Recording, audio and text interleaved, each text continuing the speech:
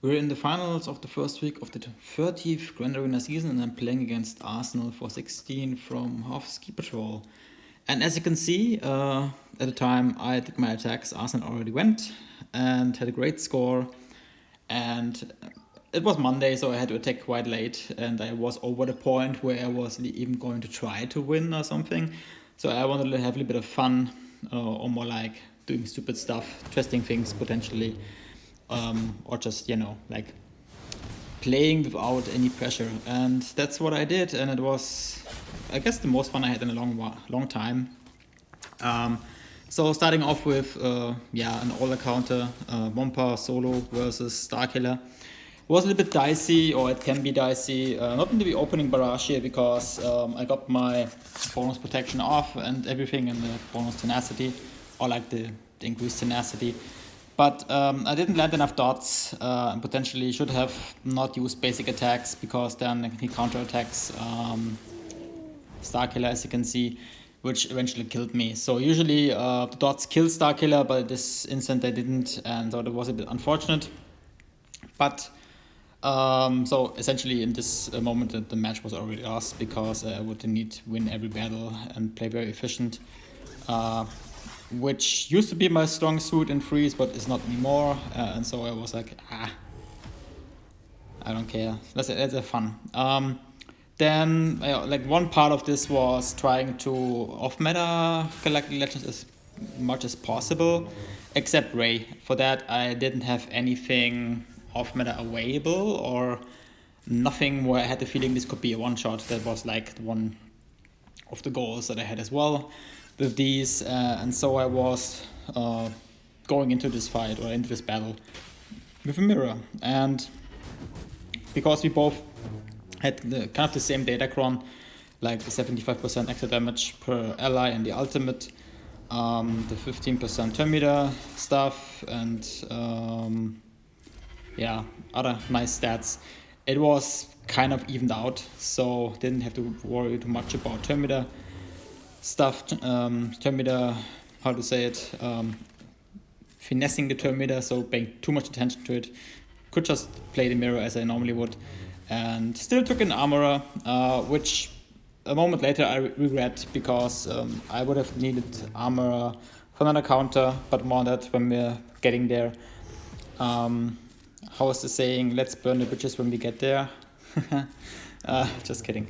As you can see here, whirlwinded Queel, so pretty much, at this point pretty much game over. Like there's not real risk losing that as long as the time your ultimate's right. And she's in hers, I'm in mine, coming out of mine and take them both out. So this Datacron is quite fun. Speaking of armor, I would have needed her for this counter. Because you can beat this combination of JMK with Maul, Armorer, and Django. But you need the three Beskar stacks in this case. And maybe disclaimer, I didn't test it on Datacron JMK yet, but I know it works on non-Datacron JMKs. And so I add the Datacron myself. It was a little bit more offense, but I was hoping that I can do something. But I think you still need armor to get the free Beskar stacks, which help you to survive a little longer. You get like the counter attacks, so you constantly increase the anguish stacks, and makes it just easier to take out the teams. But of course, with the Datacrons, it's a bit like different, and so I lost this one. But I still wanted to see if it works. Then there is the counter I would have used for Starkiller in the first place if I wouldn't have tried Wampa, which is CLS. Pretty straightforward. It's a great team for offense. You can take out a lot of teams with it. And so I kind of keep it for offense mostly. So in this case, pretty enough cleanup. Easy enough cleanup, so no problem there. Then I went to the cleanup, or more like second try, against JMK. Mirror this time, using throwaway tank as always. And still an interesting battle. taking out Mace here. Usually I try to take out Cat first when Mace is around, but I was going for the quick kill in this case instead of like playing around too much, and then also it makes it easier to always just stun her because you use special on her, she's stunned. Downside is the stun Omicron is also on the other JMK, so he will stun me as well, as you can see here. Which was the problem in my last round because there was a different level 9 ability. When you have the once high ground is achieved, you go under protection directly. Then this is very dangerous in freeze. In last round I lost the mirror. This round I felt comfortable not losing it, and so wasn't that much of a problem. Just taking out Cat almost here. At least got her into her quote-unquote second life. Protected mine, as you can see here, and now taking out her, and so it's 2-on-1, and usually that's no problem. So again another straightforward battle. But I would have hoped that more works, but as I said, I shot myself in the foot with using armor elsewhere. But it was okay, no hard feelings on this.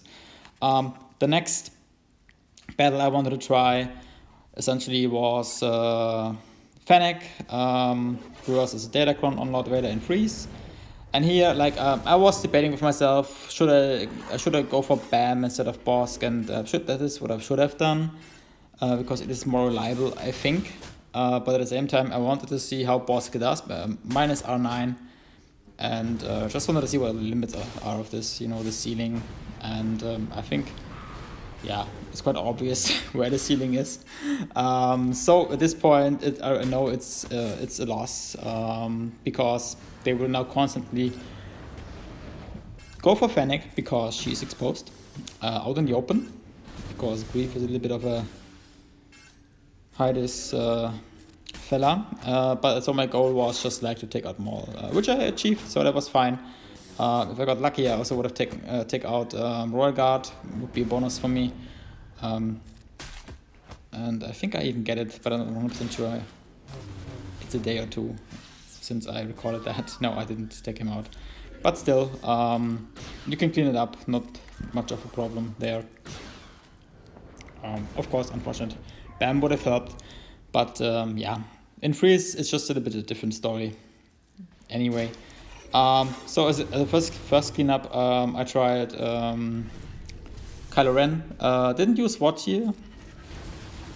I don't know exactly why. I think I wanted to keep Watt for something else, for C, I believe, because I also had C available on offense this time again. Last time I had him as well, didn't use him, so this time I didn't want to use my Watt here. I also could have used SWAT and then used C with Zombie and Daka if there was a need for that. But I didn't plan to use C versus JML, but on that, more on that in a bit.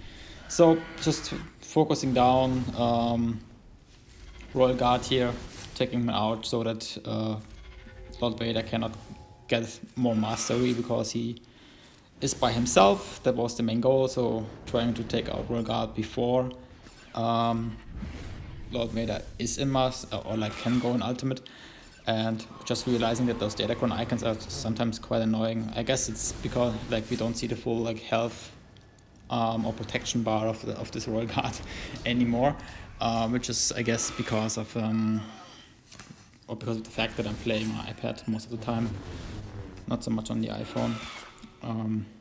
Because I'm lazy. So got him out, but also lost Daka, lost Zombie here, but I felt okay, that should be still comfortable enough to take out Lord Vader. Usually the 1-on-1 goes more into the direction of Kylo, but you never know. When there is no tech involved, no auto cleanses or no protection regen, no health regen, nothing. And you have to rely on what you essentially have. Can be dicey, but I was hopeful. Hope dies last, or however this quote is going. And as you can see, always trying to cleanse myself as much as possible, poking, as often as I can. But then ability blocks, basics, yeah, getting there in terms of damage. But at this point I was quite sure that it would be too late and it already is the end of the match. So I have to clean up again, doing a second cleanup, which is quite stupid. And this is the fight from the title of the video. This is a level 9 Datacron with repost and all the fun stuff on JML. And yeah, I think it's I just wanted to try it. Dash with Vandor and young Lando. I don't know, what is the nickname? Landino or something like that. And I tried it like versus different teams in the past, and it also always felt quite good. And finally I got a chance to try it against JML, and it's pretty straightforward. Your debuffs can't be evaded or like rejected, or like not rejected. What is the I don't know. You know what I mean from Dash, at least from the AoE. So Daze helps it a bit, of course. Then defense down helps and all the other stuff. And what you just want to do is one, of course, take out Jolie as option number 1, or like as the first target or the main priority. For that you need to get down the protection of JML. And the other thing you want to do is you want to keep your Vandor alive as much as possible, and that's when Lando, besides having I think the biggest damage on his one of his abilities, I think the special in or like the damage modifier in the game, he also has this nice trick that you can hide one ally as well as cleansing them, and so you use that on Vandor, just like hide Vandor, and then it's pretty much under control. As you can see, they're making quite some damage because the ult is achieved, and so there's a bit of a risk, but as long as you keep Vandor hidden or like not exposed, it usually is not a problem. My Vandor is Relic 8, you wanna mod him for health, of course, because his big hit does quite some damage, which is based on health. And yeah, and the other stats, I mean, dash, crit chance, speed is what I have on him, helps quite a bit. A little bit of potency, but nothing extra, no potency or something, just in case for some stuff that can be evaded or resisted. Resisted is the term, right?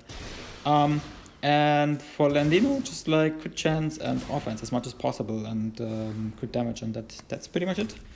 Was easy enough and nice one shot. So then I had two GLs left, my own JML and C. So use JML here. I also have to repost Datacron, which doesn't really matter if then there is no protection, but still it's nice. And I also have the assist on JML when the others use a special, which is quite nice.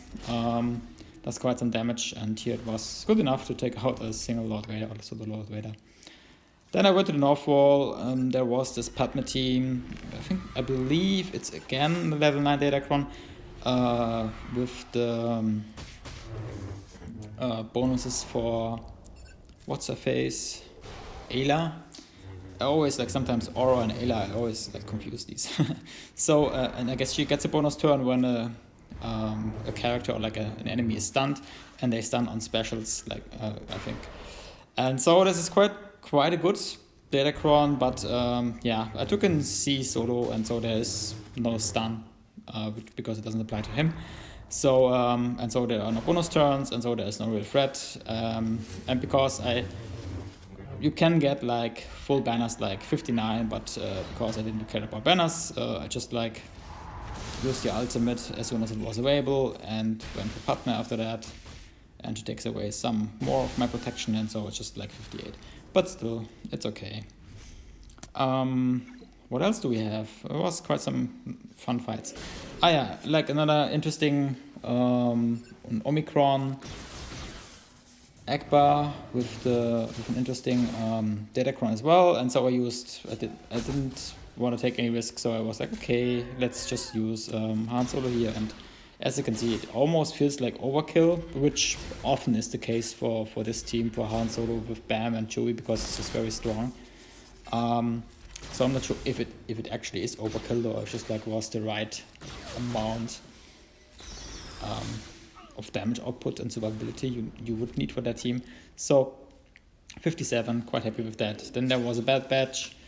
Yeah, I felt comfortable taking in JKR here. No real big issue because you can cleanse things. You can get quite some big hits with GMY, sorry, as you've seen here. And other than that, just go for Overend Echo, and once he's out, the battle is almost over, or you can press auto if you like. Or not, depending. Of course, you still have to play a little bit around until you take them out, Hunter and Tech, but usually not much of a problem. As you can see, Hunter goes quite, how do you say it, impressively? Or impressive, taken up by GMY. So nice battle, not the best banners, but who cares, right? So yeah, then there was this Django team. Django and Sam are quite a good couple in 3 versus 3 at least. His lead combined with her stat boost add in a good third, and it's quite an interesting team. So I took in a very powerful team, Aiden, and that of course makes this team melt quite quickly.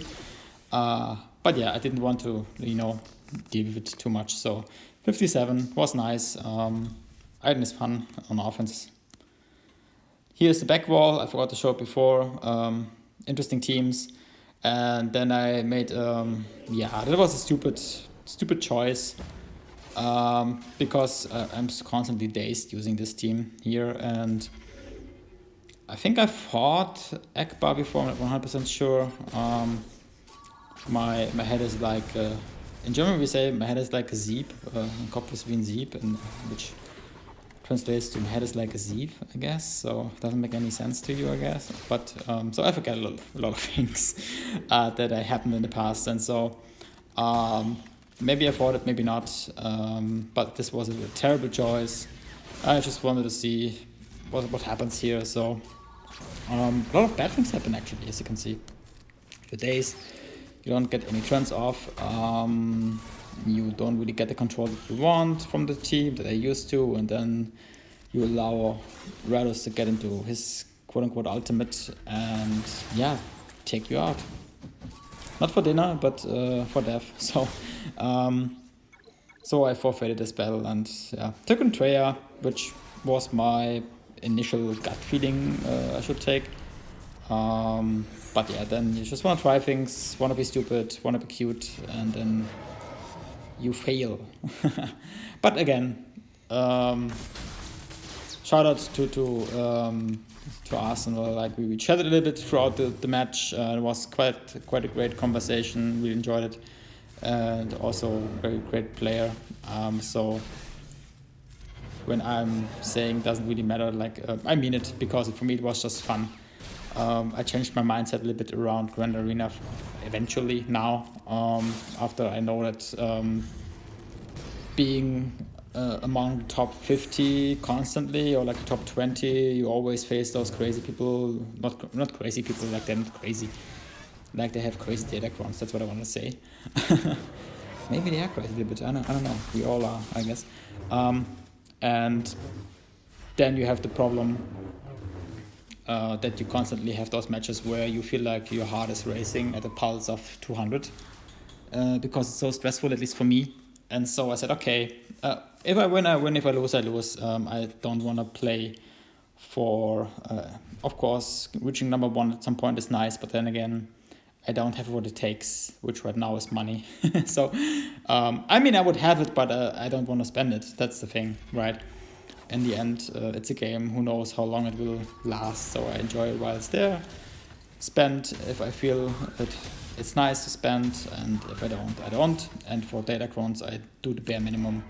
I think the Conquest Pass is quite nice with the quicker regen, so you can get some stuff done. But at the same time, when I'm done with Conquest, I usually don't feel the need to grind out on Datacron stuff, because I just I'm just happy it's over. Yeah.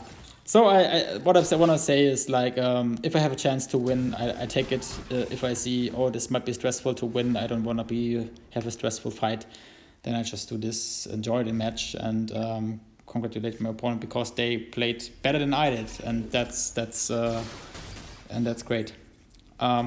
Yeah. Then versus this team, like a mashup, kind of copying my own, all the things that I said about this team on defense. Just like take Boba, Sam, and add in the third. In this case, it's Mando, OG Mando, and it's quite simple, a simple win. Given not the best opponent here, not the strongest team, but Nest always is a little bit of a menace. Sorry, a little bit of an overkill. Yeah, I think Starkiller, you don't need Starkiller for that, right? But I had it available, like had him available, and so I thought, why not? What can go wrong? Not much, I guess. Maybe, I don't know.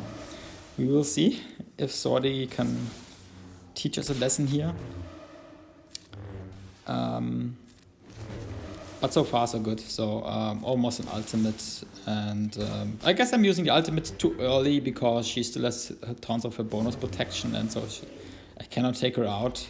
As you can see, I think I only do like, I didn't even see the number, but not enough. Let's put it like that. And so she can do damage. So I do banners. So that was stupid. But then again, it's fun. Starkiller is so much fun. Yeah. So if you don't have him, try to get him. He's really fun. Then versus this Finn team, there was no 25% TM Datacron on this, so I just like went in with the R, which felt okay, felt appropriate. I had him for offense. Right now I switched to offense for the R mostly. This might change again, but in this week it just made sense. Because he isn't the fastest for me anymore, like only 340 something, and so it's quite easy to take him out. And then we're on the last match already for the ground, or on the ground, and I took him Bad Batch versus this Separatist all-star team with Dooku, Erika, and Sunfag. Yeah, and not overkill directly, or like, yeah, you could call it like that, but yeah, Bad Batch is just very good. I more and more learn to enjoy this comp with tech. Usually I prefer Wrecker in the past. When I first like found out that it beats Rex 5 Barris, I used Wrecker because I kind of liked it more. Now you can also use this, but I prefer Wrecker for that. The other fight. Other than that, I think tech is better. Also helps to take out Qui-Gon Jinn quite okay-ish. Not always, but when you get things down nice, it will happen. Yeah, then ships, which usually is the part where I ramble, but I already rambled, lost my focus, but I think you got the idea. Ships were well, okay. It's still one of the game modes where I struggle with enjoying it, because it feels that RNG is increased, especially with dodges and dodges when you really need to hit. But I might be wrong. Maybe it's just like anecdotal evidence that I have, and you always remember the bad situations when you really need the hit to land. And like the 10,000 times where they land, you don't really realize that, and you don't appreciate that. So maybe appreciate when those pixels are hitting each other. That's what I'm trying to say. Then there is this Empire fleet taking in my negotiator. I think I never tried it against Thrawn. I might be wrong. Maybe I tried it in Territory Wars, or maybe even like in the first rendition when the Interceptor came out. In Grand Arena back then. I have to check maybe the videos, but so far so good. Maybe one remark on that. I'm not sure if it's actually better when the shuttle comes out first, or if it's better when Interceptor comes out, because when she comes out first, it might be easier to kill Anakin in this case. And for that, what you want to do is just set her as the first reinforcement Interceptor, then she will come before shuttle. And but it can also be beneficial that she comes in second, so I'm not sure which is better, to be honest, like in this scenario. Because when you take out Anakin, usually the win condition is yeah, not really like in this. There are a lot of good ships in the Galactic Republic, but I believe that he still is the win condition. And here, as you can see, he had his second life, but then there comes the ultimate, and he is taken out anyway, so I'm not sure if it's actually good that she came out second.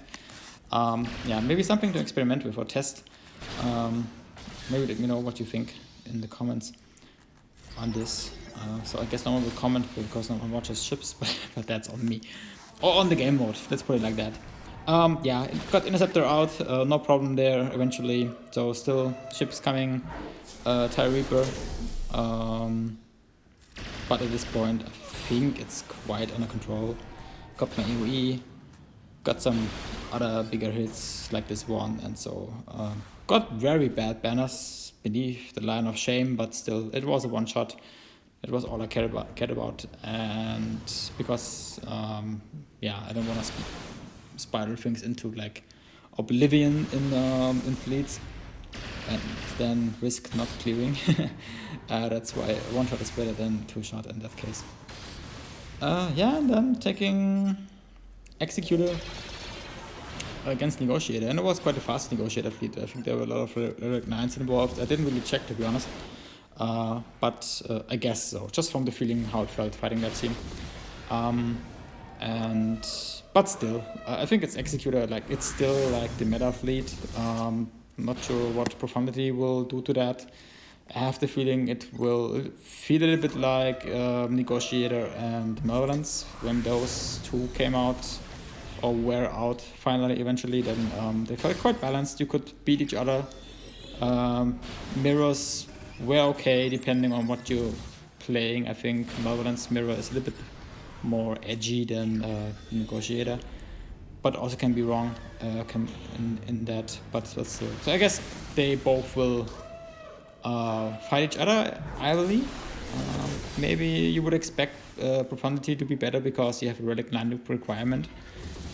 But yeah, a lot of people still Relic 9 yet because of the chicken run for the top speed. So in the end, it was like a hidden Relic 9 requirement for most, at least for those players who want this little bit of comfort and quality of life. So I don't care. Maybe I don't care. I don't know. I don't think that just because there's a requirement means it should be better. I guess it can be, but it won't be this like groundbreaking thing. And I have the feeling that it will be counted easier than the other ones. But we will see.